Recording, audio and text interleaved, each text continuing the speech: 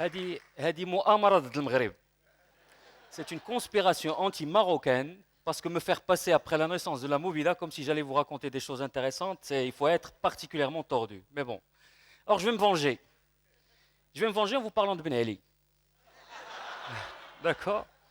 Non, en fait, je vais vous parler de tous les Ben Ali. Et pour vous dire que, en réalité, si on a eu des Ben Ali, c'est que quelque part on a un peu voulu. Au moins au début. D'accord? Parce qu'on a été paresseux. Parce qu'on n'a pas voulu régler nos problèmes nous-mêmes. Ah, ces islamistes nous font peur, cachons-nous dans les jupes de cette dictature, de cette monarchie, de ces militaires, etc., etc. Au lieu de faire le travail que nous devions faire, descendre dans la rue, aller dans les plateaux de télé quand ils existent, et essayer de convaincre nos compatriotes qu'il y avait un autre avenir pour nos pays. Donc, nous avons quelque part voulu avoir ce dont nous avons souffert. Heureusement, les Tunisiens un jour se sont dit, bon, la sieste baraka, il faudrait peut-être qu'on se réveille. D'autres ne sont pas encore réveillés, mais ils essayent. Alors, ce dont je voudrais vous parler aujourd'hui, c'est ces ingrédients qu'on a implantés en nous. On nous a expliqué qu'on ne les avait pas, donc on ne pouvait pas s'émanciper, qu'on avait besoin de cette figure tutélaire, de ce Big Daddy qui fait notre travail pour nous. Et avec une bande de copains, en un temps que les moins de 20 ans ne peuvent pas connaître, en 1997, la préhistoire, nous avons monté un journal. Et on l'avait monté sur cette idée que cette société-là méritait mieux. Et que la première des choses à faire, c'était d'accepter la notion que peut-être on était doué de raison, qu'on pouvait se parler, qu'on pouvait se chamailler, s'engueuler. Quelqu'un a dit un jour que la démocratie, c'est le passage de la violence physique à la violence verbale. D'accord? Et donc on s'est dit, on va créer un espace où les gens vont pouvoir se chamailler, se dire les choses. Alors on a commencé par beaucoup de choses, et parmi les sujets les plus polarisants, les Tunisiens en savent quelque chose, mais eux, ils l'ont réglé il y a longtemps, c'est le statut de la femme. D'accord? Et on nous avait expliqué en long, large et en travers qu'il y avait cette espèce de section conservatrice de notre société qui n'accepterait jamais qu'il y ait l'amélioration du statut de la femme, l'entrée de la femme dans le statut de la femme dans la modernité, et que, en fait, beaucoup d'entre nous acceptaient cette idée et étaient bien heureux d'avoir cet autoritarisme qui nous permettait d'économiser notre énergie, qui faisait le travail à notre place, et quand ça gueulait trop du côté conservateur, ça torturait, ça mettait en prison, etc., etc. Et donc, nous avons fait ceci. Nous avons organisé une rencontre entre cette dame qui s'appelle Nadia Yassine, qui est la fille du leader d'un mouvement d'ailleurs, qui est un mouvement interdit mais toléré, qui s'appelle l'Adoul Ihsan, et cet homme qui s'appelle Saïd Saidi, qui était le ministre qui avait justement proposé, qui était derrière, enfin le secrétaire d'État qui était derrière la proposition de ce qu'à l'époque on appelait le plan d'intégration de la femme au développement, parce qu'il fallait l'habiller, hein, ça devait être l'entrée économique, mais qui parlait en fait de la modernisation du statut de la femme. Et on a mis un micro entre les deux, on a amené des activistes de différents bords. C'était en 2002. Le statut de la femme au Maroc a été modernisé, la loi est passée en 2005. Donc en 2002, il y avait un média au Maroc qui a mis ces gens-là ensemble, qui se sont comportés de façon très civile et civilisée, qui se sont parlé, qui ne se sont pas insultés. Et mieux encore, on a découvert qu'en réalité, il n'y avait pas beaucoup de différence par rapport au statut de la femme, et que l'Adoul Ihsan, ce mouvement ogre, qui faisait peur et qui servait au régime à nous faire peur, finalement, il y avait au moins en son sein des courants qui étaient en faveur de la réforme de cette moudouana, que la société en fait était prête à sauter le pas. Seulement, la raison n'est pas suffisante pour nous faire évoluer. Nous avons besoin de l'intelligence suprême, la plus haute des intelligences, l'intelligence du cœur. En 2003, le 16 mai 2003, Casablanca a été frappée par une série d'attentats. Plus de 40 morts. Un moment traumatique, intense, qui nous a profondément choqués. Notre société était polarisée et on découvre qu'en notre sein, dans notre société, il y avait des gens qui étaient assez enragés contre la situation pour arriver à ces extrêmes-là. D'accord ? Et on s'est dit, qu'est-ce qu'on peut faire pour montrer qu'on peut aller au-delà de cette polarisation? Et on a fait ceci. on a invité le président de l'association des victimes du 16 mai 2003, qui lui-même était dans le coma après ces attentats-là pendant plusieurs semaines, qu'on est sorti légèrement handicapé, et on a invité la mère d'un des kamikazes. Et on les a mis ensemble, et on a mis un micro. Les journalistes, blanchis sous le harnais que nous étions, ont pleuré à chaudes larmes quand on a vu cette scène, parce qu'ils se sont embrassés, parce que cette femme habitait dans un bidonville, que cet homme avait un peu d'argent et qu'il l'a aidé financièrement. Et que donc nos sociétés avaient cette intelligence du cœur, qu'on était capable de ce type de pardon. Mais ce n'est toujours pas suffisant.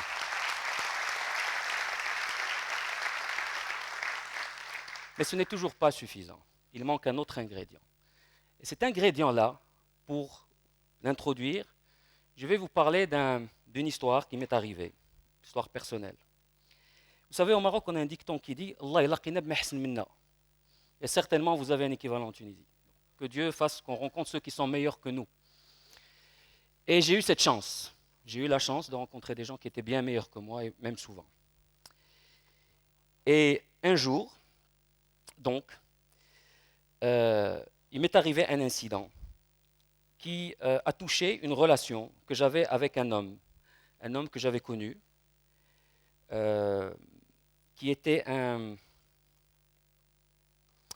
résistant marocain, signataire du manifeste de l'indépendance en 1944, et avec lequel j'entretenais une relation intellectuelle. J'allais le voir chaque mercredi, on déjeunait ensemble. J'étais à l'époque, je faisais mes études à Casablanca. J'allais le voir chaque mercredi, on discutait de choses et d'autres. Et cet homme-là était un homme serein, c'était un homme qui vivait l'hiver de sa vie, qui lisait le Coran, qui étudiait le Bukhari, et qui était un homme quelque part arrêté en termes d'ambition, un homme serein. Je ne l'ai jamais vu élever la voix. Alors un de ces jours, j'ai eu un problème dans une administration publique. Et le préposé avec qui j'ai eu ce problème a appelé la police. Et la police est venue et nous étions en public, c'est-à-dire c'était dans une administration publique où il y avait justement des citoyens. Et jamais de ma vie je n'ai été autant humilié. J'ai été insulté, je n'ai pas été frappé, mais j'ai été insulté. On m'a dit des choses vulgaires que même mes oreilles, qui n'étaient pas si prudes que ça, ont eu du mal à entendre. Et devant ces gens qui me regardaient, qui ne faisaient rien. J'étais un jeune de 20 ans, en jean, ça n'a pas changé, les cheveux un peu longs. J'étais donc l'inférieur, j'étais le jeune qui posait problème, donc ils pouvaient se permettre de m'insulter, et ils m'ont insulté. J'en ai pleuré de rage, et en sortant de cette administration, ma première réaction a été de courir voir cet homme. Pas pour lui demander conseil, mais pour le gronder, pour lui dire ma rage, parce que je lui en voulais. Il faisait sa sieste, ils l'ont réveillé, il a accepté, il a ajusté sa rza, son turban, et il m'a dit « Qu'est-ce que tu veux ?» J'ai dit, j'ai passé 2 années en France, ce qui est vrai, de 85 à 87. Pour ceux d'entre vous, encore une fois, c'est la préhistoire, mais pour ceux d'entre vous qui se rappellent cette période, l'époque Pasqua Pandro, etc., où il ne faisait pas bon être arabe. Bon, certains me diront que ça n'a pas trop changé, mais bon. Et je n'ai jamais été autant humilié qu'aujourd'hui dans cette administration publique. Et je lui ai dit, mais pourquoi tu t'es battu pour cette indépendance? Des gens qui portent un uniforme pour lequel toi tu as été torturé dans les prisons françaises pendant des années, voilà ce qu'ils m'ont dit. Et je lui ai répété les vulgarités qui m'ont été dites à moi, alors qu'avant je lui parlais avec beaucoup de déférence. Il me regarda, il s'ajusta, il ajusta sa rza, son turban. Il me dit, très bien, tu veux parler de ça? On va parler de ça. Et quelque chose d'assez extraordinaire s'est passé. Peut-être que je romantise cette histoire, mais c'est en tout cas comme ça que je l'ai vécu. J'ai eu l'impression qu'il se transfigurait au fur et à mesure qu'il parlait. Que ce bonhomme il est décédé 2 mois plus tard. C'est vous dire combien il était âgé. Ce bonhomme se transfigurait, se métamorphosait. Je voyais la flamme de ses yeux, le feu sortir de ses yeux. Je voyais un révolutionnaire. Et il me dit la chose suivante.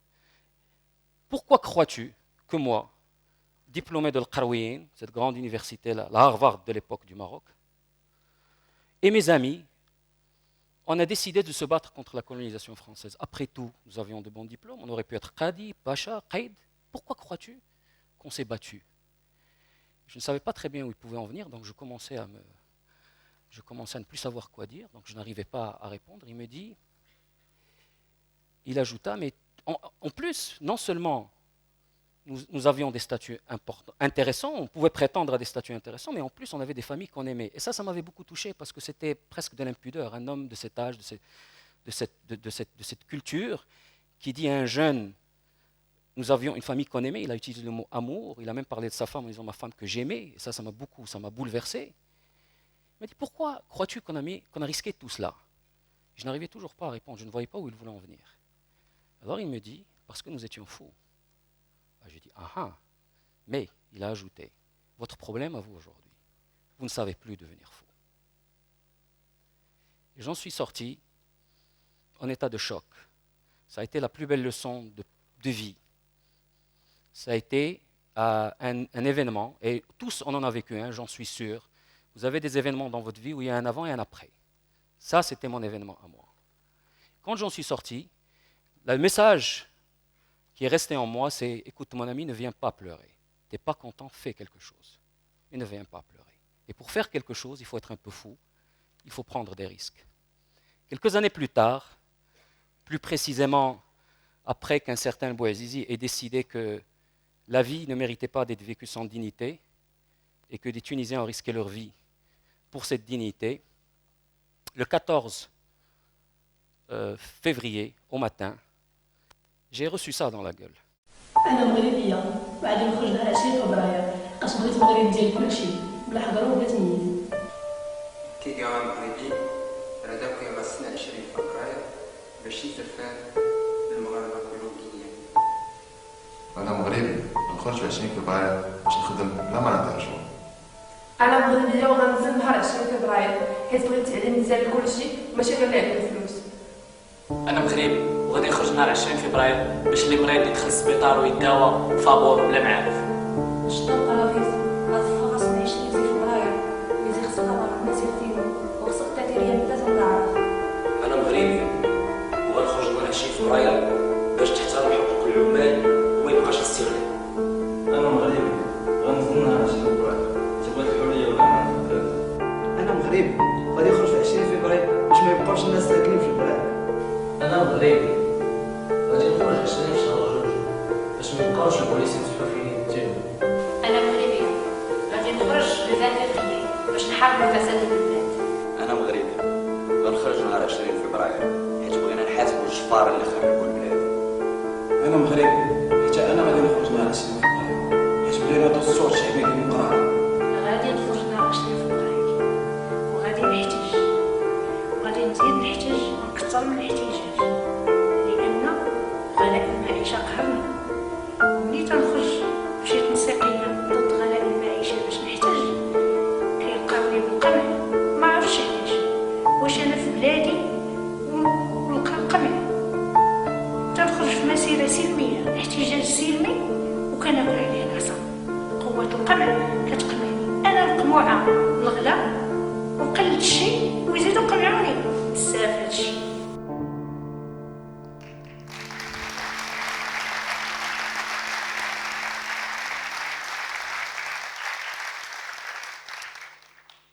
J'ai vu ça ce 14 février au matin et j'ai eu un sentiment très bizarre, un sentiment contradictoire. J'ai vu donc ce petit clip de jeunes, pour la plupart d'entre eux lycéens, d'une intelligence politique incroyable, des gens qui parlaient en berbère, des voilés, non voilés, avec des messages d'une force de résonance et d'une puissance que nos partis politiques ont perdu depuis longtemps. Et je me suis dit, eh bien mon ami, tu es obsolète. Et jamais je n'aurais cru que ce sentiment d'obsolescence pouvait être un sentiment heureux, parce que j'en étais heureux quand j'ai vu ces jeunes. Juste pour ajouter à cette histoire de ces jeunes et de leur intelligence politique, le dimanche dernier, le 13 mars, il y a eu un début de manif à Casablanca que les autorités marocaines ont réprimé par la violence. La réponse de ces jeunes a été la suivante. Ils ont décidé que le 16 mars était une journée de don du sang. Et donc ils sont allés donner du sang, ils ont demandé aux Marocains de donner du sang. Ils ont décidé que le 17 mars était une journée pour donner une fleur à un policier ou un agent d'autorité. Et ils sont sortis et ils ont donné des fleurs à des agents d'autorité. Ils ont répondu à la violence par le civisme. Je pense que cet homme, quand il m'a parlé de folie, il me parlait de cette folie-là. Et enfin, je ne peux pas achever ma présentation sans rendre hommage à notre maître en folie, le peuple tunisien. Merci.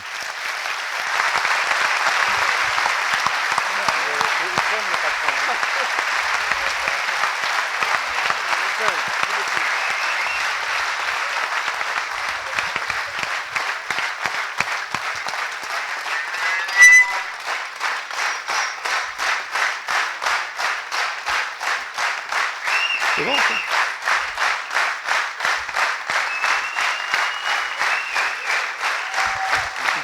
Non, non, non, non, non, non. Merci, merci. C'est moi. Merci. Merci. Merci à vous. Merci à vous. Merci.